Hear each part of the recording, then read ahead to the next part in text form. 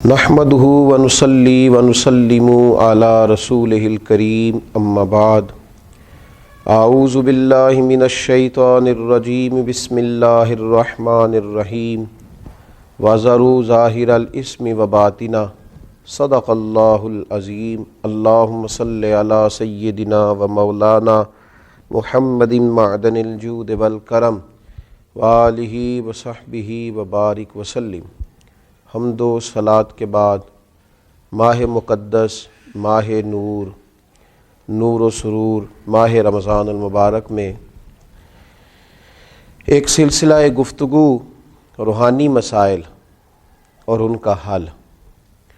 ہمارے ہاں سادہ لو طبقہ یہ سمجھتا ہے کہ روحانی مسائل کا تعلق شاید کالے جادو سے، تعویذ گنڈے سے، بد نظری سے اور کسی شخص کے کسی کے خلاف کوئی عمل کرا دینے سے ہوتا ہے، اور شاید روحانی مسائل کا تعلق جنات، آسیب اور انہی چیزوں کے ساتھ صرف وابستہ ہے۔ حالانکہ ہمارے جو روحانی مسائل ہیں انہوں نے تو ہمارے سارے ظاہری مسائل کو بھی بگاڑ دیا ہے۔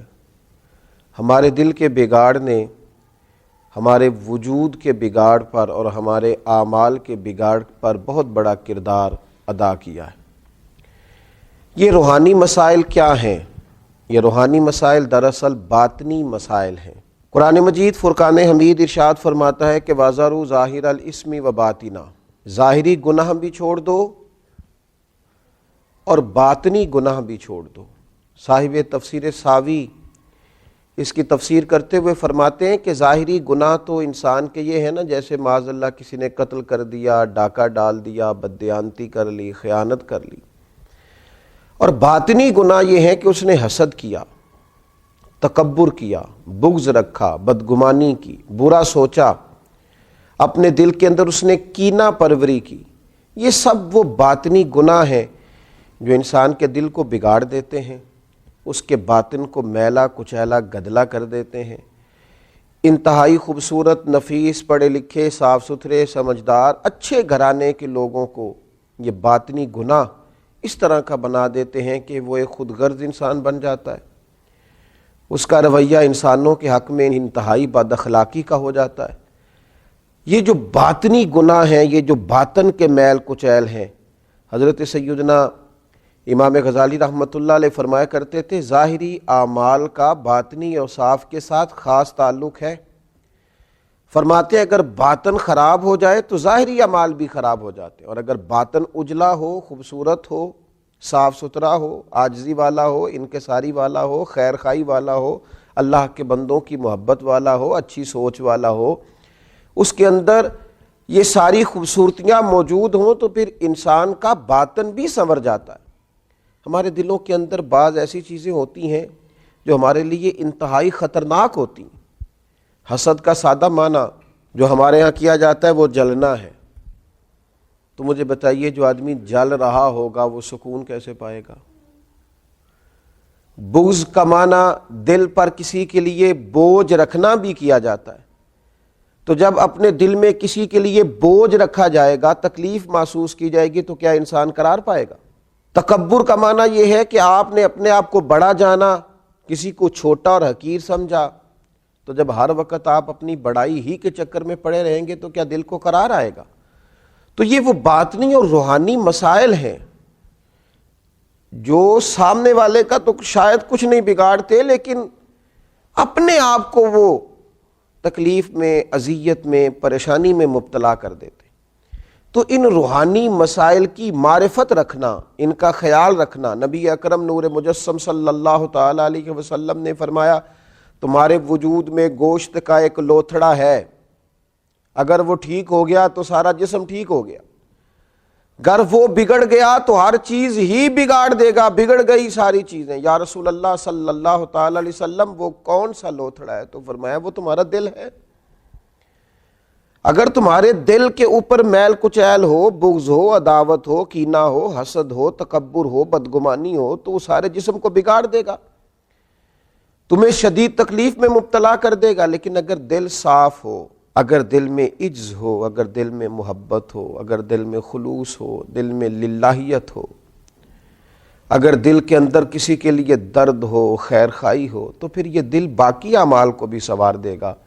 اسی لیے امام غزالی رحمۃ اللہ علیہ فرمایا کرتے تھے کہ دل ایک تنے کی طرح ہے، درخت کا جو تنا ہوتا ہے اس کی مانند دل ہے۔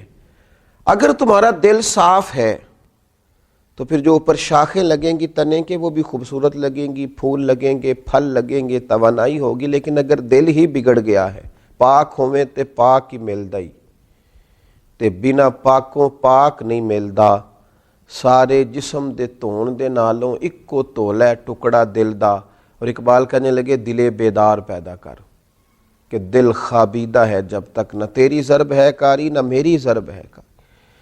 دل اگر صاف ہو، یہ جو باطنی ہمارے مسائل ہیں، یہ جو روحانی مسائل ہیں، جب تک ان کا ادراک نہیں ہوتا، اعلیٰ حضرت فاضل بریلوی رحمۃ اللہ علیہ فتاوی رضویہ شریف میں ارشاد فرماتے ہیں کہ جو مسائل ہیں نا علم قلب کے، دل کے جو مسائل ہیں، فرماتے ہیں یہ بھی فرض ہے ان کا سیکھنا بھی۔ کون سے مسائل؟ فرماتے ہیں جیسے تواضع سیکھنا، جیسے توکل سیکھنا، جیسے اخلاص سیکھنا، اس طرح باقی مسائل سیکھنا فرض ہے، یہ بھی سیکھنا فرض ہے۔ اور فرماتے ہیں جس طرح بہت سے حرام چیزوں کی معلومات ہونی چاہیے کہ یہ ٹھیک نہیں، یہ منع ہے، یہ درست نہیں ہے، اس سے اللہ رسول ناراض ہو جائیں گے، اسی طرح جو محرمات باطنیہ ہیں، یعنی تکبر ہے، ریا ہے، عجب ہے، حسد ہے، ان کی معلومات ہونا بھی ہر مسلمان کے لیے فرض ہے۔ اور پھر آگے چل کے آپ ارشاد فرماتے ہیں عظیم روحانی پیشوا سلسلہ قادریہ کے عظیم روحانی بزرگ اعلیٰ حضرت فاضل بریلوی رحمۃ اللہ علیہ ارشاد فرماتے ہیں جس طرح پنجگانہ نمازوں کی فرضیت جاننا ضروری ہے، اسی طرح حصول اخلاص کا علم ہونا بھی ضروری ہے، اس لیے کہ ہر عمل کی صحت، ہر عمل کا ٹھیک ہونا، اللہ کی بارگاہ میں قبول ہونا اخلاص ہی کی بنیاد پر ہے۔ اگر اخلاص کی معلومات ہی نہ ہوں گی تو یہ وہ روحانی مسئلہ ہے، یہ وہ روحانی مسئلہ ہے جو تمام اعمال کو ضائع کر دے گا، اکارت ہو جائے گی کی ہوئی ہر ایک نیکی۔ پھر آپ ارشاد فرماتے ہیں جس طرح حلال و حرام کا علم ہونا ضروری ہے، اسی طرح ریاکاری کا پتہ ہونا بھی ضروری ہے۔ فرماتے ہیں بڑے بڑے عابد ہیں، بڑی بڑی بہترین عبادت ہے، پر اپنے دکھاوے کی وجہ سے، ریاکاری کی وجہ سے اس عبادت کو ضائع کر لیتے ہیں۔ اعلیٰ حضرت فاضل بریلوی رحمۃ اللہ علیہ فرماتے ہیں جس طرح ظاہری اعمال، ان کے فرائض، سنن، واجبات کا جاننا ضروری ہے، اسی طرح انسان کے لیے خود بینی اور حسد کے مسائل کا جاننا بھی ضروری ہے، اس لیے کہ حسد تو اعمال کو کھا جاتا ہے جس طرح لکڑیاں کھا جاتی ہیں۔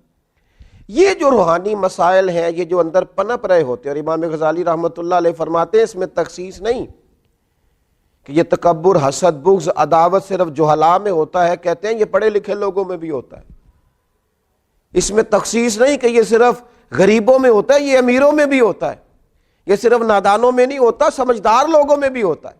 ان اعمال کا جاننا، ان کا حساب کرنا، یہ بڑا روحانی موسم ہے رمضان المبارک کا۔ اس مقدس موسم کے اندر جہاں ہم اپنے ظاہری اعمال پر توجہ دیں گے، جس طرح ہم اپنے نماز کو ٹھیک کریں گے، وضو کو ٹھیک کریں گے، جس طرح زکوٰۃ ادا کی جائے گی، اسی طرح روزہ ایک باطنی عمل ہے جو اللہ اور بندے کے درمیان راز ہے۔ تو روزے کے باطنی عمل کے ساتھ ساتھ ہم اپنے باقی اعمال پر بھی توجہ کریں کہ ہمارا دل کہیں حسد کا شکار تو نہیں، بغض کا شکار تو نہیں، عداوت کا شکار تو نہیں، بدگمانی کا شکار تو نہیں، عجب کا شکار تو نہیں۔ اگر دل کے اندر یہ ساری بیماریاں ہوں گی تو یاد رکھیے گا سارے اعمال کے باوجود، ساری نیکیوں کے باوجود انسان نہ قرار پا سکے گا، نہ وہ نیکیاں اللہ کے حضور قبول ہوں گی، نہ اسے کوئی فائدہ ہوگا۔ اپنے ان روحانی مسائل کے حل کے لیے سب سے پہلے کوشش کی جائے، اپنے باطن سے ان قدورتوں کو، ان بیماریوں کو، ان چیزوں کو سب سے پہلے نکالا جائے۔ اگر دل صاف ہو جائے، دل پاک ہو جائے، دل طہارت والا ہو جائے، دل عاجزی والا ہو جائے، دل درگزر والا ہو جائے، دل خلوص والا ہو جائے، للہیت والا ہو جائے، دل اللہ کی محبت والا ہو جائے، رسول اللہ کی غلامی والا ہو جائے، تو پھر دل دریا سمندروں ڈونگے کون دلاں دیاں جانے، 14 طبق ساڈے دلے دے اندر، اسی تمبو وانگوں تانے، اور پھر تو کیفیت یہ ہو جاتی ہے کہ ہم نے دل میں سجا رکھی ہے تصویر یار. جب یہ ساری بیماریاں نکل گئیں اب ہم نے دل میں سجا رکھی ہے تصویر یار. بس ذرا گردن جھکائی دیکھ لی. اللہ تعالی ہمیں ان روحانی مسائل سے نجات عطا کرے اور ان بیماریوں سے شفا عطا کرے. آخر دعوانا الحمدللہ رب العالمین.